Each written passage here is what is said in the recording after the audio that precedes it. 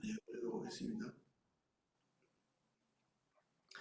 여호와께서 모세에게 말씀하여 이르시되 이스라엘 자손의 원수를 미디안에게 갚으라. 그 후에 내가 내 조상에게로 돌아가리라. 모세가 백성에게 말하여 이르되 너와 함께 있는 모든 사람들 가운데서 전장에 나갈 사람들을 무장시키고 미디안을 치러 보내어 여호와의 원수를 갚되 이스라엘 모든 지파에게 각 지파에서 1000명씩을 전쟁에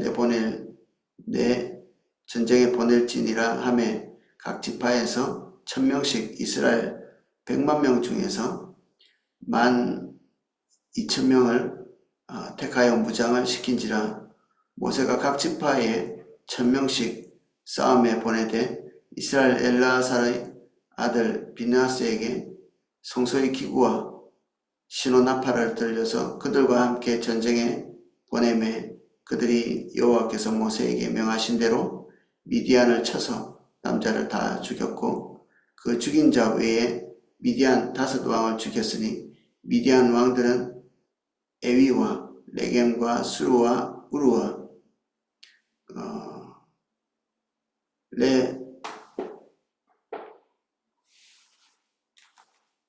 레바이며 또 부올의 아들 발람을 칼로 죽였더라. 이스라엘 자손이 미디안의 부녀들과 그들의 아이들을 사로잡고 그들의 가축과 양떼와 재물을 다 탈취하고 그들이 거처하는 성읍들과 졸락을 다 불사르고 탈취한 것, 노력한 것, 사람과 짐승을 다 빼앗으니라. 그들이 사로잡은 자와 노력한 것과 탈취한 것을 가지고 여리고 맞은편 요단강가 모압 평지의 진영에 이르러 모세와 제사장 엘라살과 이스라엘 자손의 회중에게로 나아오니라. 아멘. 미디안은 이스라엘 백성들이 지쳐서 있을 때 지치면 체력이 떨어지고 약한 사람부터 지치겠죠. 그래서 부녀자들 그리고 약한 어떤 병자들 어떤 그 행군에 좀 불리한 신체 조건을 가지고 있는 사람들이 뒤에 이렇게 처지겠죠. 근데 이 미디안이 그 뒤에 처져 있는 사람들을 습격해서 칼로 쳐서 죽이는 이런 사건들이 그 이전에 있었습니다. 하나님께서 지금 하나님의 백성들과 함께 진행하는 이 일에 적극적으로 그 일을 방해하고 이스라엘 백성들에게 공포감 그리고 좌절감을 심어주는 이런 일을 적극적으로 했다는 것이 하나님의 백성에게 그렇게 행한 것을 하나님께서는 본인에게 원수가 됐다 이렇게 표현하고 계시거든요. 하나님께서 하려고 하시는 일, 의도, 지금 하나님께서 행하시는 일들은 사실은 이스라엘 백성들을 위한 일이다 이렇게 볼 수도 있지만 동시에 미디안 본인들을 위한 일일 수도 있습니다. 온 열방이 주님께로 돌아오도록 하나님께서 계획하시고 지금 해가시는 일인데 이 일에 대해서 적극적으로 방해하고 막고 이렇게 한다. 이것은 하나님의 선하신 의도들을 막는 거죠. 그래서 거기에서 그쳤으면 하나님의 원수 이 정도가 아닐 텐데 거기에 플러스해서 바알보올 사건, 이스라엘 백성들이 이미 규모 면에 있어서는 모압을 압도하고 미디안은 사실은 규모 면에서는 이스라엘 백성들과 비교도 할 수 없이 작은 그런 족속이라고 할 수 있습니다. 미디안에서는 이게 유목민이니까 이리저리 다니면서 탈취도 하고 또 나름대로 강력한 세력을 형성하기도 하고 그랬던 족속이지만 그 숫자가 나중에 이제 전쟁에서 탈취한 사람들이나 동물들 이런 것들을 추정해 볼 때 사로잡힌 결혼하지 않은 여자들 나중에 이제 카운터된 사람이 그 사람들밖에 없기 때문에 이런 사람이 한 가족에 하나 정도 있다고 추정해 볼 때 3만 5천 명이니까 여기에 이제 한 5가정, 6가정 오늘날로 치면은 뭐 그 정도 가족이라고 치면 한 15만 명, 전체가 20만 명 정도밖에 안 되는 이스라엘 백성들은 전체 인구가 200만 명쯤 되니까 전쟁에 나갈 수 있는 사람만 60만 명이었으니까 비교도 할 수 없는 압도적으로 이제 이스라엘 백성들이 숫자가 더 많은 그러한 상황이었죠. 그래서 이 미디안이 그렇게 뭐 규모가 큰 존재는 아니었는데 그들이 바알부올 사건에서 행한 일들, 거기에 중대하게 소스를 준 사람, 이게 규모 면에서는 안 되지만 영적인 면에 있어서 그들을 저주하고 하나님과 이스라엘 백성들의 사이를 갈라놓을 수 있는 이 아이디어를 준 게 미디안 장로들이거든요. 이 미디안 장로들이 발람을 초청하라고 했고, 발람을 초청해서 발락이, 모압의 왕 발락이 발람을 종용해서 이제 저주하라고 이렇게 했는데 결국 뜻대로는 안 되죠. 근데 여기 뒤에 나오겠지만 미디안 족속의 그 왕들이 죽을 때 거기에 포함되어 있는 사람 8절에 나오는데 부올의 아들 발람이 여기서 칼에 죽죠. 그런 걸 보면 미디안이 그 앞에 그 바알부올 사건에서 선두적인 역할을 했던 이 미디안 족속의 그 속에 들어가서 지금 여기에 있는 거잖아요. 그럼 이 주동자가 이 발람이라는 얘기죠. 이 발람의 아이디어를 종용했던 것도 그러면 이제 미디안이라고 볼 수 있고, 이 모압보다 더 핵심적인 자리에서 이 하나님의 일을 적극적으로 방해하는, 그러니까 이 영적인 면에서 이런 것들을 방해한다는 얘기는 이 모든 하나님의 뜻, 하나님이 진행하시는 의도, 이런 것들을 이미 알고 있었다는 얘기죠. 하나님의 뜻을 모르고 이 범죄한 것과 하나님의 뜻을 알고 범죄한 것 사이에는 엄청난 격차가 있죠. 하나님 뜻, 하나님께서 이 수용하실 때 이들은 이런저런 정황을 볼 때 하나님이 어떤 분이신지도 알고 하나님이 살아계신 하나님이신 것도 알고, 그리고 하나님과 이스라엘 백성들이 어떠한 관계에 있는지도 알고, 그리고 그런 것을 알고 있기 때문에 한 발 더 나가서 이스라엘 백성과 하나님 사이를 어떻게 갈라놓으면 되는지도 알고 있는 거죠. 이게 마귀죠, 마귀.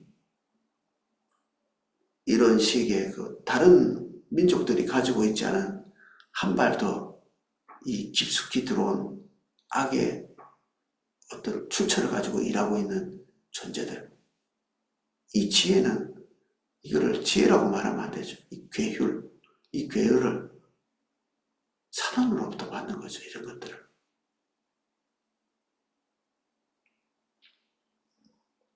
이후에도 이런 충격적인 일을 한 존재가 없었고 이전에도 없었고 또 바로가 사악하긴 했어도 이 이스라엘 백성과 하나님 사이를 갈라놓을 이런 의도를 가지고 어떤 일을 행한 적은 없죠. 하나님의 존재에 대해서 아주 이렇게 강팍하게 행하기는 했지만, 그래서 이 미디안은 하나님의 용납이 불가한 하나님의 원수, 하나님의 뜻을 적극적으로 대적한 존재로 지칭되죠. 하나님의 원수로.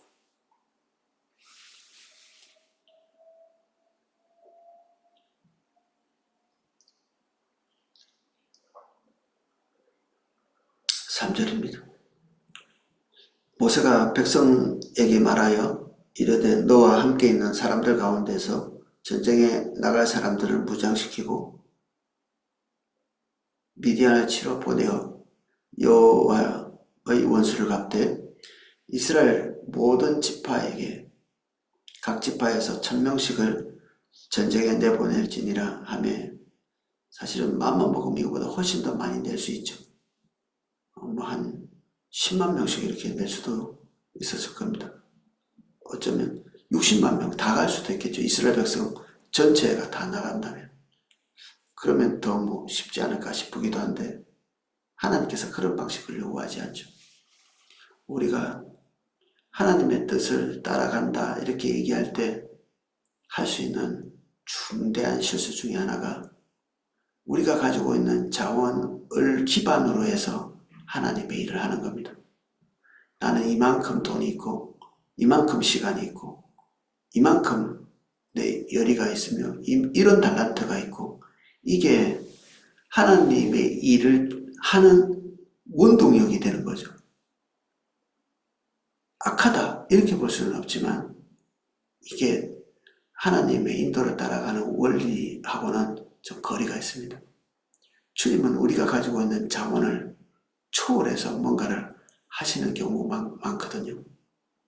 지금은 하나님께서 이스라엘 백성들이 가지고 있는 넘치는 자원, 이런 자원들을 이미 가지고 있지만 뭐 넉넉히 어떤 면에서는 이렇게 압도할 수 있는 면이 있지만 그 자원을 가지고 나갈 때 승리할 수 있는 것은 아니거든요. 아이성 전투에서 우리가 볼 수 있잖아요.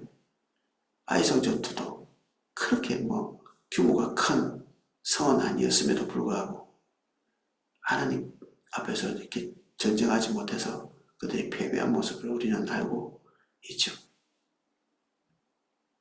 동시에 그것과 비교할 수 없는 큰 사이즈의 전쟁도 하나님께서 승리할 수 있도록 인도하신 경우도 있습니다.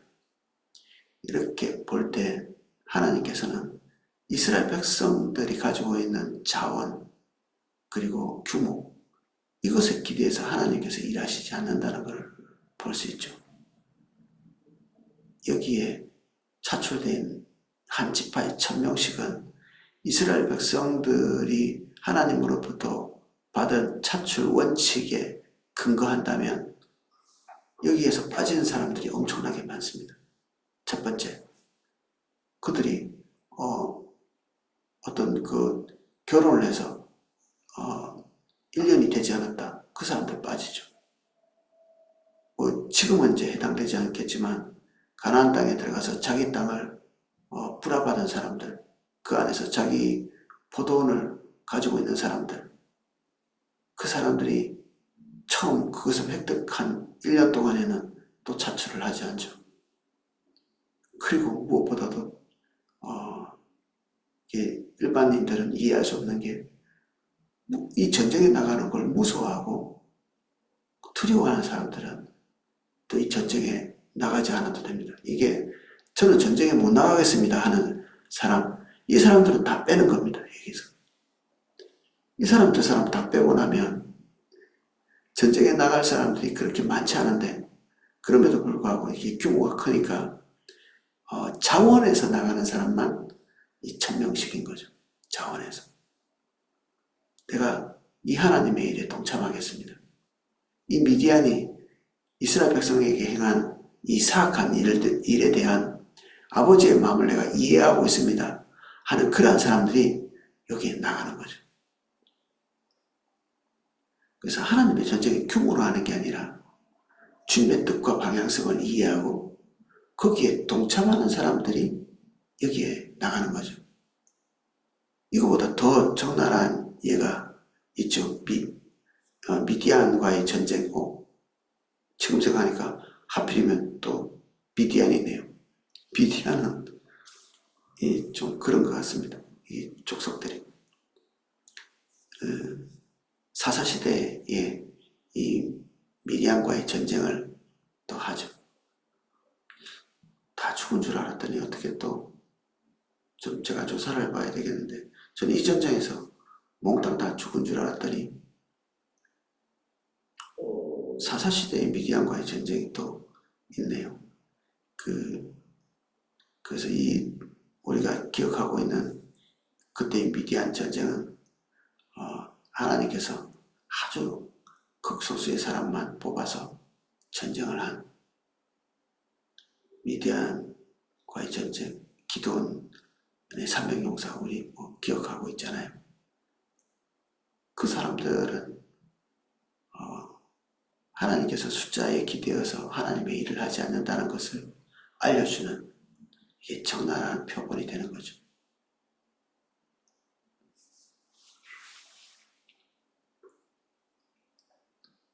모세가 각 지파에서 1000명을 싸움에 보내되 제사장 엘르아살의 아들 비느하스가 성소의 기구와 나팔, 신호나팔을 들어 그들과 함께 전쟁에 보내매 보통 제사장은 참전을 잘 하지 않죠. 왜냐하면 제사장은 피를 묻히고 시체에 손을 대고 이렇게 하면 제사장으로서의 기능을 할 수가 없습니다. 그래서 자기 가족들이 죽었을 때도 장례식에 참여할 수 없거든요. 그 일에 참여할 수 없는 엘르아살이 이 전쟁에 참여했다는 것은 칼을 들고 싸웠다는 얘기는 아니겠죠, 당연히. 그런데 아마 나팔을 불고 하는 이런 일들을 했을 것 같은데, 하필이면 이 엘르아살이 갔던 이유는 엘르아살이 우리가 그 앞에 바알보을 사건이 있을 때 미디안 족속의 지도자의 한 딸이 이스라엘 백성 중에 한 사람, 시므온 지파의 한 사람을 유혹해서 우상숭배에 가담하고 음란한 행동을 하도록 유혹해서 또 이 사람은 또 자기 장막까지 그때 당시에 이스라엘 백성들이 하나님의 징벌을 받아서 통회하고 자복하고 회개하고 돌이키려고 하는 그 시점쯤에 하나님의 징벌이 아직도 행해지고 있는 그 시점쯤에 그 죄악에 깊이 빠져있는, 그래서 그 여인을 데리고 장막에 들어갔을 때 바로 이 사람 엘르아살이 가서 창으로 두 사람을 찔러 죽이고 하나님의 질투를 쏟아부은, 왜 엘르아살이 거기 이 전쟁에 참여해야 되는지 이유가 거기에 있는 거죠. 하나님의 질투, 하나님의 분노, 그리고 이 미디안이 어떤 이유로 인해 하나님의 징벌을 받아야 되는지를 누구보다도 잘 알고 있는 존재죠. 그런 사람이 하나님과 함께 전쟁에 참여하는 것입니다. 이스라엘로 봐서는 극소수의 사람이라고 볼 수 있죠. 이 각 지파의 1000명씩, 그리고 이 제사장 중에 엘르아살, 이 사람이 이 전쟁에 참여할 합당한 존재. 하나님의 일은 누가 하는가? 이러한 사람들이 하는 겁니다. 지금 하나님께서 뭘 하고 계시고, 그리고 이 민족에 대해서 어떤 마음을 가지고 계시고, 열방에 대해서 어떤 마음을 가지고 계신지를 공감하는 사람이 이 전쟁에 참여하는 것입니다. 유능하고 자기 자원이 많고 시간이 있고 이런 것과는 아무 상관도 없죠. 그래서 오랫동안 중보 기도자로 있었던 사람, 아버지의 마음을 충분히 이해할 수 있고 그 마음을 가지고 기도하는 사람, 정말 우연찮게도 그 기도하는 사람이 딱 그 부흥의 핵심이 되는 경우가 많습니다. 아버지의 마음을 알기 때문에 그런 거죠. 사실 하나님이 누군가와 같이 일하고자 하신다면 어떤 면에서는 당연한 일이겠죠. 누구와 같이 일하겠나? 하나님은 능력이 부족한 분이 아니신데 아버지의 마음을 공감하고 하나님의 마음과 하나님의 방향성을 같이 가지고 있는 그 사람과 동행하고 싶어 하시겠죠. 사랑은 공감이죠. 공감. 뜻을 같이 하는 것, 마음을 같이 하는 것, 주님과 마음을 같이 하고 같은 방향에서 볼 수 있는 중보 기도자들. 특별히 포도나무 교회에 오면 제일 먼저 어떻게 보면 기름 부어지는 영역이 이 중보기도의 기름 부음이거든요. 기도하다 보면 하나님의 뜻과 마음을 그 기도하는 자들에게 알리시죠.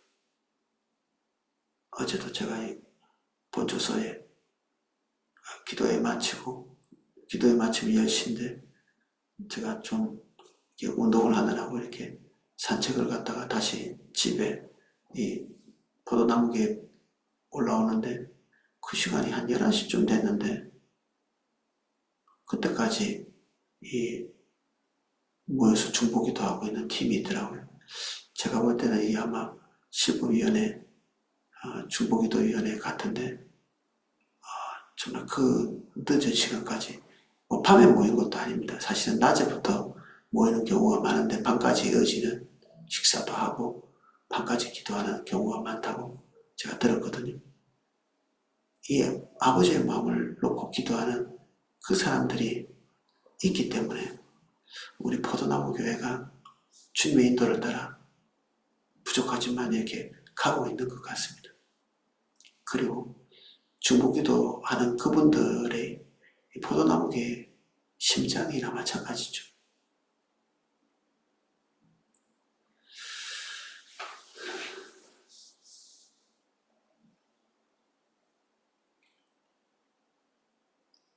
결과는 다음과 같습니다. 7절. 그들이 여호와께서 모세에게 명하신 대로 미디안을 쳐서 남자를 다 죽였고 그 죽인 자 외에 미디안 5 왕을 죽였으니 미디안의 왕들은 에유와 레겜과 수루와 후르와 레바이며 이 왕들을 죽이고 동시에 또 부올의 아들 발람을 칼로 죽였더라. 발람은 여기서 죽임을 당합니다.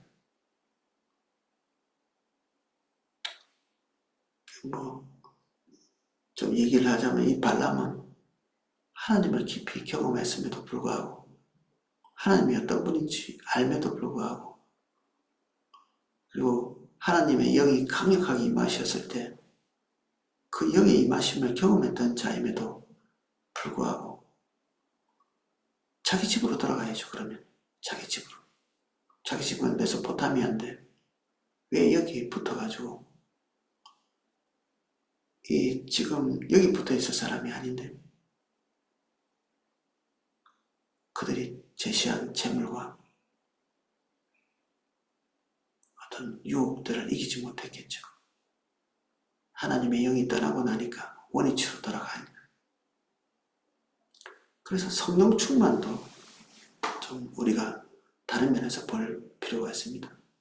하나님의 비침, 깨달음, 성령의 경험 이런 것이 한 사람의 인격 자체를 변화시키지는 않습니다.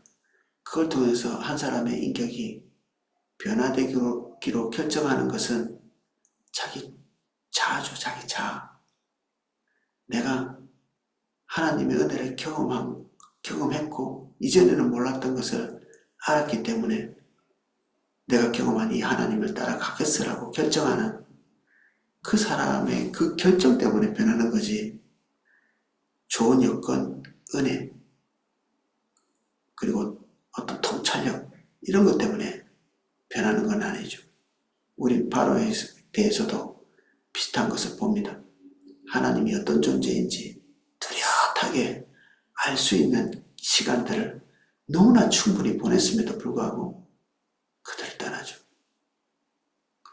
그리고 하나님의 은혜에 대해서 어느 정도 깊이 경험했을 만한 사람들의 배교도 우리는 얼마든지 볼 수 있거든요. 그러니까 은혜 자체가 우리가 믿음과 부합하지 않으면 그냥 은혜가 헛되이 땅에 쏟아지는 그런 경우도 얼마든지 있을 수 있다. 그래서 우리가 하나님께서 강력하게 성령을 부으시고 기적을 베푸시고 이렇게 하면 사람이 자동적으로 확 변하겠지. 오판이죠. 오판입니다. 그런 것이 돌이킴의 중대한 포인트는 될 수 있을지 모르나 모든 것을 사람의 그 자유의지를 가지고 스스로 선택하는 것 없이 하나님께서 완강하게 밀어붙여서 한 영혼이 이렇게 돌이키는 그런 일들은 하지 않죠. 그건 기계죠, 기계. 그리고 그건 진정한 회심도 아닙니다.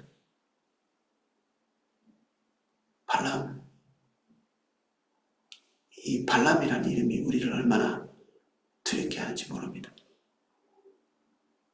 그가 처한 운명, 그가 경험했던 은혜, 이 사이에 너무나 큰 이 격차, 하나님의 강력한 은혜가 있을 때와 그것이 떠나 있을 때 그의 중심 안에서 달라지는 모습. 우리는 성경에서 얼마든지 이런 것들을 찾아볼 수 있습니다. 사울 같은 경우에 성령에 도취해서 예언을 하고 그냥 너무 강력한 성령의 능력을 통해서 그냥 그 혼수 상태에 빠진 것처럼 그렇게 돼버리는데도 불구하고 끝까지 자기 탐욕과 자기 권력욕, 야망 이런 것들을 버리지 못하고 죽죠.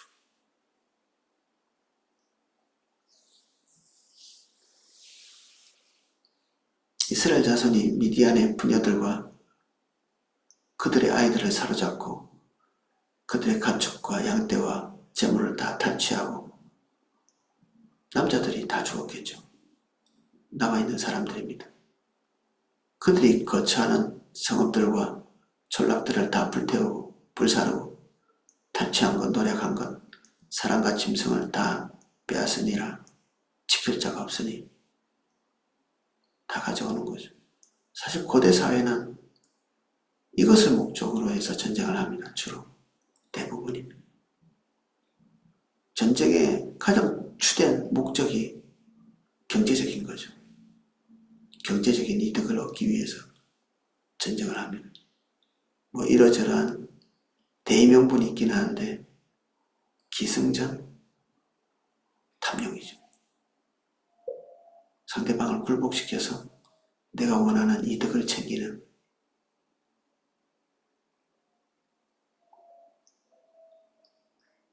근데 하나님께서 주도하신 일은 이런 것과 거리가 멉니다.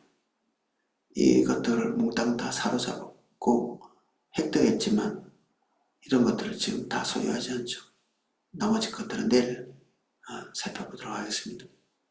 그들이 사로잡은 자와 노력한 것을 다 탈취한 것을, 노력한 것과 탈취한 것을 가지고 여리고 맞은편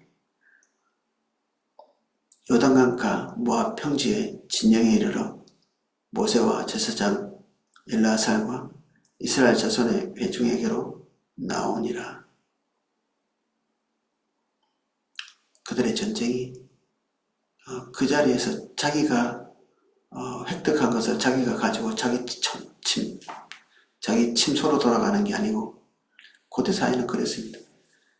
그래서 그 2차 대전 전까지, 1차 전까지만 해도 전쟁을 제대로 할 수 없었습니다. 전쟁을 제대로 할 수 없었던 이유가 사람들이 전쟁을 하면 자기가 노획한 그 물건이나 그 어떤 그 획득한 뭔가를 가지고 전쟁 중에 도망치는 겁니다. 우리가 볼 때는 좀 어이가 없지만 이 고대사의 전쟁의 어떤 한 양상이기도 합니다. 물론 이제 그렇게 하지 않았던 잘 훈련된 군대가 있기도 했지만 그 전쟁에서도 약탈은 가장 주된 그 전쟁의 이유였기 때문에 지금 이 사람들의 행동은 일반적인 전쟁의 양상과 다르다는 걸 이 행동을 보면 알 수 있죠. 그들의 탈춤을, 그들이 전쟁에 승리하고 난 다음에 모세와 제사장과 이스라엘 자손 앞에 딱 서 있죠. 이 전쟁이 출처가 그들 자신의 이기적 목적이 아니었다는 것을 볼 수 있는 면모이기도 합니다. 오늘 여기까지 살펴보겠습니다. 기도하겠습니다. 아버지의 마음을 아는 자가 하나님의 일에 동참할 수 있습니다. 우리가 뭐라도 좀 해보는 사람이 아니라 먼저 주님을 알게 해주십시오. 주님의 마음에 있는 것이 무엇인지, 주님께서 우리에게 알리고 계신 일이 무엇이고, 교회를 통해서 일해가고 계시는 이 일이 의미하는 바가 무엇인지를 깨달을 수 있도록 우리로 더 중보의 자리에 나아갈 수 있도록 도와주시고, 그 중보의 자리에서 주님을 알고 주님의 뜻을 알고 주님이 하고자 하는 일에 대한 통찰을 얻을 수 있도록 은혜 주십시오. 그래서 주님이 가시는 길에 우리의 발걸음을 맞출 수 있는 저희들 될 수 있도록 은혜 주십시오.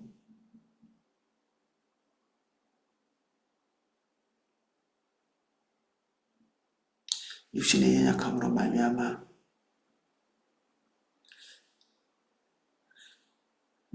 질병을 지고 있는 모든 분들 예수님 이름 축복합니다.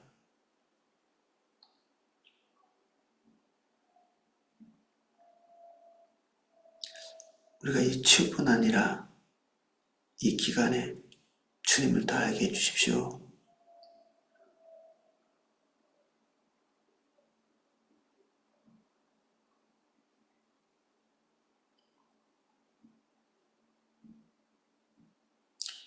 이 치유도 궁극적으로는 우리 삶의 궁극적 목적은 아닙니다. 범사의 모든 과정을 통해 주님을 아는 것이 우리의 유일한 그리고 최종적인 목적입니다. 주님 알게 해주십시오. 예수님 이름으로 기도합니다. 아멘. 예, 각자 기도하실 수 있도록 제가 음악을 방송해 드리겠습니다.